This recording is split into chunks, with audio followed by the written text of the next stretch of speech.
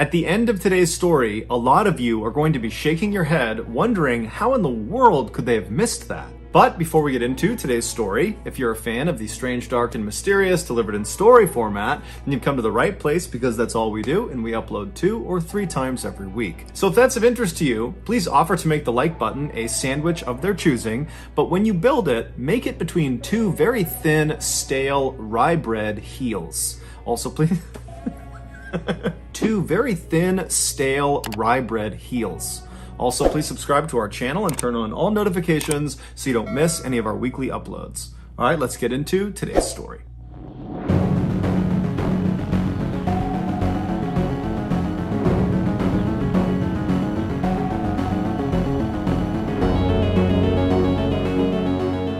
In 2006, Heather Kwan was a 21-year-old college student living in the small residential town of Desert Hills in Arizona. From a very young age, Heather was someone who always seemed to give her friendship to the people who needed it the most, people who were hurting on the inside or who society had kind of forgotten about. This is why when she was a teenager and a young adult, she would often spend her weekends volunteering her time with underprivileged children. It's also why she aspired to go to law school and become a defense lawyer, because she loved the idea of professionally helping people that desperately needed her help. She lived in a rental home with her boyfriend, who was 18 years old. His name was Ryan Waller, and amongst other things, he was a huge gun enthusiast and a student. That year, the couple had made plans to visit Ryan's father, Don, on Christmas Day, so on December 25th. But when the day came and Don had made dinner for the couple and was expecting them, they didn't show up. And so Don tried contacting both of them, but when he couldn't, he just had a bad feeling that something was off. It was just very uncharacteristic of them to just no-show. But instead of driving over to their property himself, Don just called the local police and asked them to do a welfare check. The police arrived at the house in Desert Hills, Arizona. They knocked on the door, but there was no answer. They looked in the windows and some lights were on, but it was mostly dark inside, and they couldn't really tell from the car in the driveway if that belonged to the homeowners or somebody else. And so they stood there for a second, they're looking in the windows, there's no movement. They knock again while simultaneously calling out that, hey, we're the police, we're here to do a welfare check, just want to make sure you guys are okay. And this time, after they were done knocking, they heard the deadbolt unlock and then the door swung inward into the house, and standing right in front of them was Ryan. Ryan had this huge bruise on his left eye, this big black eye, and he had a cut on his nose, and he was just standing there, not saying anything, not asking any questions, just looking at them. And they looked past Ryan into his house, and they saw there was a woman lying on the couch, which they presumed was his girlfriend Heather, because that was the 2 people they were coming to look for. And so they turned their attention back to Ryan, and they asked him, what happened to your eye? And Ryan was a little bit cagey. He didn't really give them a straight answer. He basically said, I don't know. I don't know what happened to my eye. And, the police didn't really pry that much, but eventually they determined that Ryan was more or less okay, albeit a little bit strange. And then they said, okay, well, who's the woman who's lying on the couch? Is that Heather? And Ryan, again, was kind of cagey and a little bit dismissive and said something along the lines of, she's just sleeping. And so the police said to him, look, we're here on a welfare check. Your father sent us here to check on you guys. And so we have to go in there and wake her up and make sure she's okay. And so Ryan, again, was just a little bit weird and kind of defensive and didn't really immediately comply, but eventually did step out of the way. And the police walked into the residence. They walked over to the couch. And as soon as they looked down at the girl on the couch, which was Heather, they saw right away that she was not asleep. She was dead. And she had been for at least a couple of days. She had died from a single gunshot wound to the head.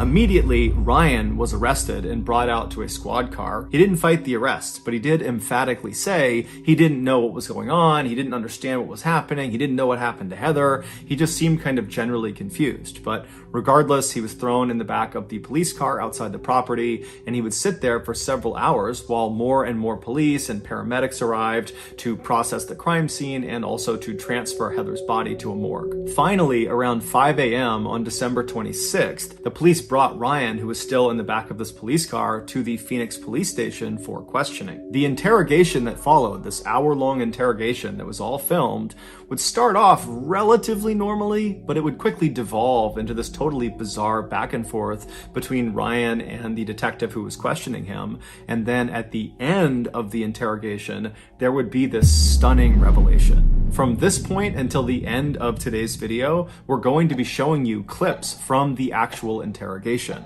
When you get to the end of this video and you hear the revelation, and trust me, you will not miss it, I would encourage you to then go back and watch the clips of the interrogation, or just go online and watch the entire interrogation, because it's totally mind-blowing watching this thing, knowing what's really going on. In the video, Ryan is led into this sort of nondescript, small interrogation room at 5:08 a.m. on December 26th. So he's just arrived at the station, they put him in this room, he's wearing this white jumpsuit that might have been issued by police, maybe he owned it, but it definitely looks more like prison attire. He's got no shoes on, no socks on, and his hands are not cuffed. And so he walks into the room and he sits down in the chair that's in the back corner of the interrogation room, and this chair is right next to this table, and then on the other side of this table is another chair. And so Ryan sits down in the corner, he's kind of facing out towards the middle of the room, he's quiet, he's basically not moving, and then at some point he notices there is a handcuff that's connected to this table. Now, in some cases, the police would handcuff the person they were interviewing in this room, but in this case, Ryan was not told that he needed to put this handcuff on. He was uncuffed, so there was no directive that he needed to have this handcuff on.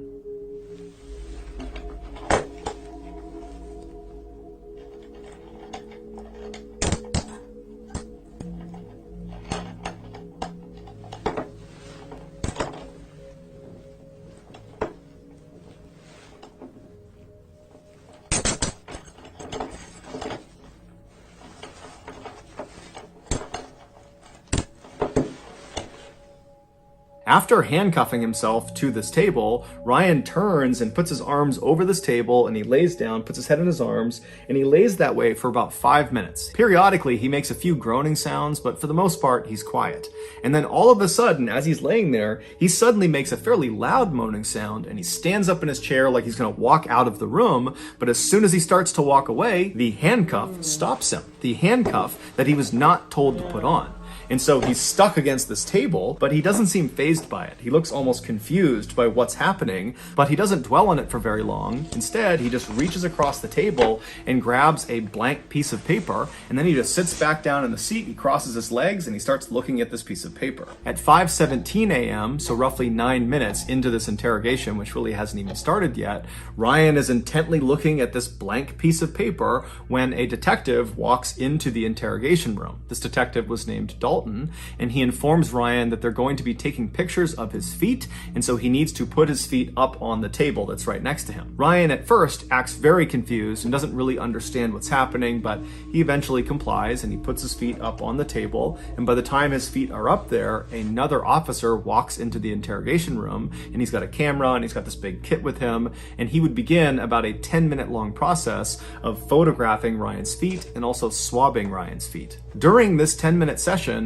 Dalton stays in the room, and so Ryan periodically asks him if he can just leave and go home, seemingly unaware of how serious this situation really was for him. And when Dalton would tell him, no, you can't leave, Ryan would act totally frustrated and kind of angry and upset, kind of like how a child would act if they were told they couldn't have something they really wanted to. At 5:28 a.m., after this 10-minute session is complete and they've photographed and swabbed Ryan's feet, the second officer leaves the room, and Dalton shuts the door behind him, and then he walks over to the table and he grabs the chair on the other side from Ryan. He drags it out so it's closer to Ryan, and then he sits down and introduces himself. After that, he begins asking Ryan some very basic questions. He asks him to confirm his name, which he does. He asks him to confirm his date of birth and his social security number, and Ryan does both those things. And then he asks Ryan if he understands why he was there, why he was being interrogated.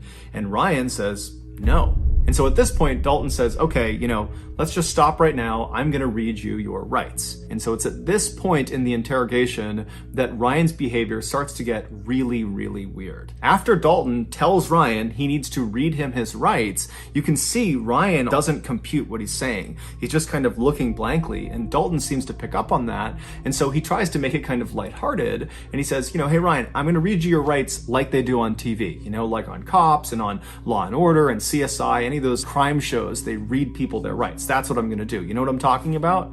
And Ryan just goes, no. And Dalton's kind of confused. He's like, you haven't seen any cop show where they read people their rights? And at this, Ryan kind of changes his behavior, and suddenly he's not as robotic. He's a little bit defensive looking, and he says, oh, Yeah, I have, yeah. At this, it's pretty obvious to Dalton that Ryan is lying about something that is totally insignificant, whether or not he's seen true crime TV shows. It really just didn't matter at all. And there's this weird hesitation where both of them are just kind of being quiet for a minute. It's like Dalton knows he's lying about it, and Ryan just seems totally confused. And then ultimately, Dalton just decides to not key in on this kind of weird lie that Ryan has just told.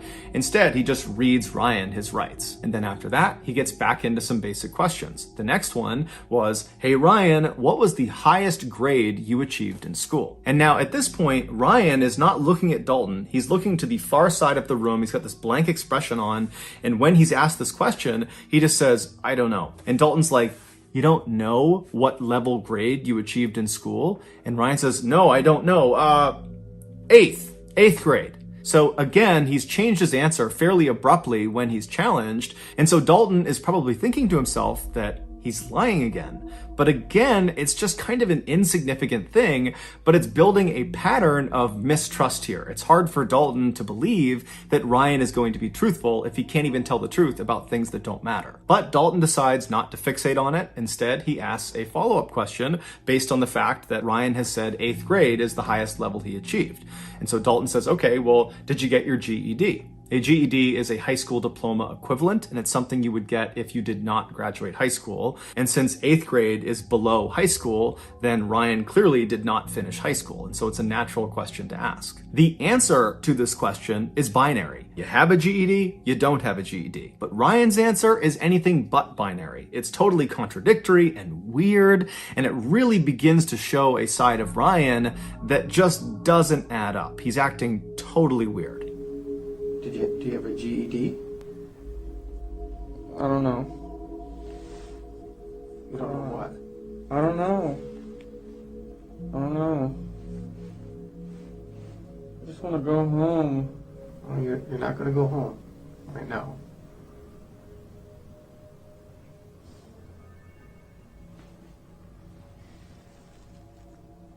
So what? What's the highest grade that you completed? B?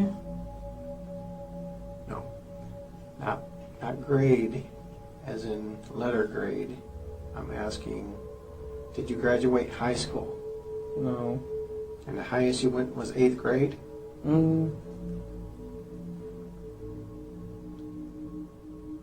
Yep. Do you know how to read and write, Ryan? Yeah.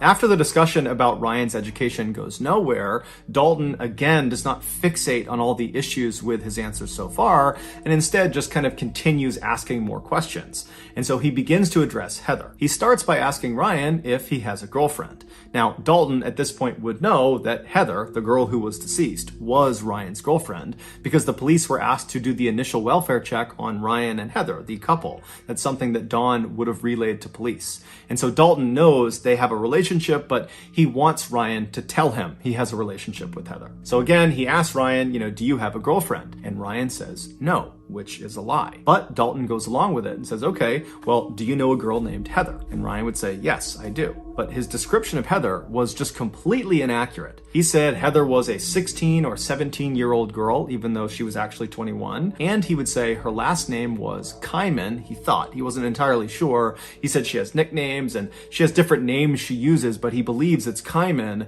even though her last name was actually Kwan. Now, Dalton, of course, is aware of these discrepancies, but again, he does not fixate on them. He just keeps on asking more questions. Dalton asks Ryan, what happened to your face? You have this huge bruise on the left side of your face. What happened? At first, Ryan says he doesn't know. But when Dalton pressed him and kept asking more and more questions about his face and how it happened, Ryan eventually would begin to open up. What happened to your face? I don't know. You told the officer just a few minutes ago that someone hit you. Do you remember who hit you? I don't know. I think it was Heather.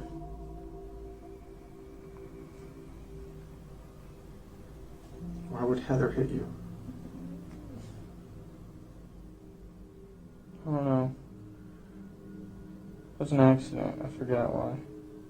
Like the other police officers involved, Dalton believed already going into this interrogation that Ryan killed Heather, that the bruise on his face was from Heather fighting back before ultimately Ryan killed her. And so for Ryan to say the mark on my face is from Heather, even though he claimed it was an accident, to Dalton, that was the same thing as Ryan saying, I killed Heather. Dalton attempted to get more specific details about the actual physical struggle that took place between Ryan and Heather, but as he asked more and more questions, he became more and more aggressive, and it seemed like Ryan picked up on it and became very defensive and started throwing out random pieces of information, much of which seemed untrue. Like he suggested there was at least 2 or 3 other people that were in the house on the night that Heather got killed, but it's unclear if these people were real or if they were actually ever there. And it just seemed like Ryan was kind of panicking and just kind of saying all sorts of random things. And so at some point, Dalton just wants to focus the conversation because he feels like it's getting totally out of hand. And so he just stops Ryan and he says, Ryan, there is a dead girl in your house and I need information. Hey, Ryan? Huh? Huh? There's a dead girl in your living room. She's dead? Yes. Heather? I don't know. I want to know what happened in your house last night. The girl on the couch is dead? I don't know. If she's on the couch, she's dead. The interesting thing about Ryan's reaction to being told by Dalton for the first time in the interrogation that there was a dead girl in his house is Ryan reacted with genuine surprise. It's the only time in the entire interrogation start to finish where Ryan sits forward in his chair, he kind of perks up, and he seems relatively normal. He's not acting confused and kind of bizarre. It's like he's really dialed in, as if he had not heard this before, that he didn't know Heather was dead, and he's now for the first time being told, and it's shocked his system. But just seconds after he sits forward and seems really engaged, he goes back to kind of being totally bizarre, and he also suddenly had this really elaborate story about what happened to Heather, even though just seconds ago it seemed like he had just learned about it. So it didn't really make any sense that he would have a story so readily available for something he seemed to not know anything about. And of course, like all of his other answers, his story he gave was full of contradictions and holes and was just totally unbelievable. Well, these people came over, Richie and his dad, with shooting arrow, bow, and darts. You know what I'm talking about? Yeah.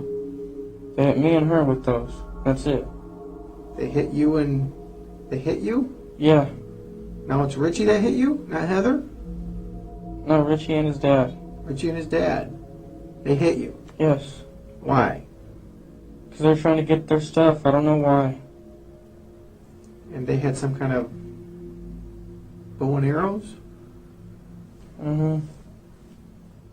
They each had 2 revolvers and they didn't let off any shells. Okay, you just said they had bow and arrows. Now they have revolvers? That's what I meant. They had revolvers. They have revolvers. Yes. And then what happened?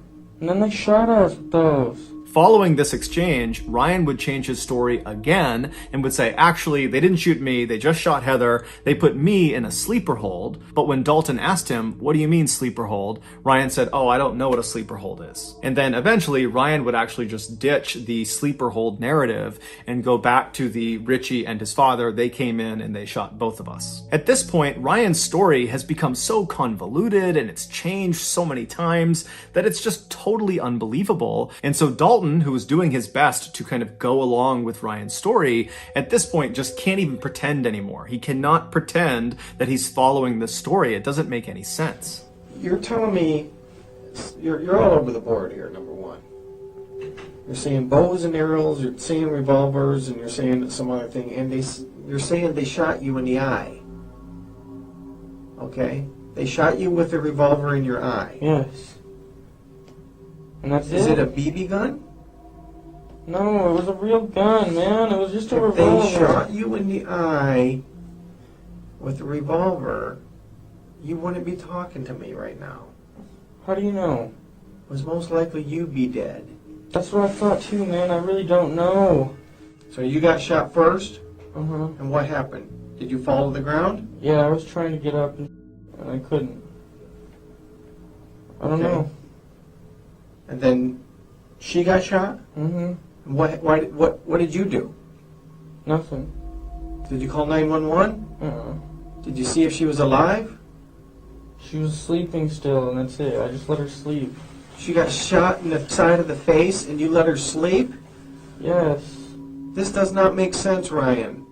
After this exchange, Dalton just goes full bad cop on Ryan, openly accusing him of shooting and killing Heather, and Ryan just continues to say he doesn't know anything, that he didn't do it, and his answers are just totally nonsensical and contradictory, and nothing is making sense. And so finally, at 5:52 a.m., roughly 45 minutes into this interrogation, Dalton is just at a loss. He does not know how to handle Ryan, because even though he really believes he did it, nothing Ryan has said has incriminated him, because nothing Ryan has said makes any sense. And so he's sitting there kind of thinking what he's going to do next, and then Dalton notices something. He notices something on Ryan's face. And he tells Ryan to come closer, he needs to look at it. Let me see your nose. Put your legs down. Put your legs down. Bring your face closer. Oh, my head hurts. Okay.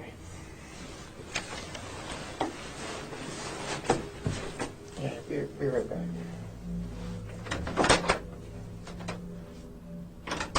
What Dalton had finally just discovered were 4 bullet holes in Ryan's face and head. Ryan had committed no crime. He was a victim the same way Heather was a victim, but somehow Ryan had survived the attack. On December 23rd, so 2 days before the welfare check, 2 men attempted to break into Ryan and Heather's house. They were 23-year-old Richie Carver and his 54-year-old father, Larry Carver, the same Richie and Richie's father that Ryan had mentioned during the interrogation. They were there because of an altercation that had occurred between Richie and the couple about a month earlier.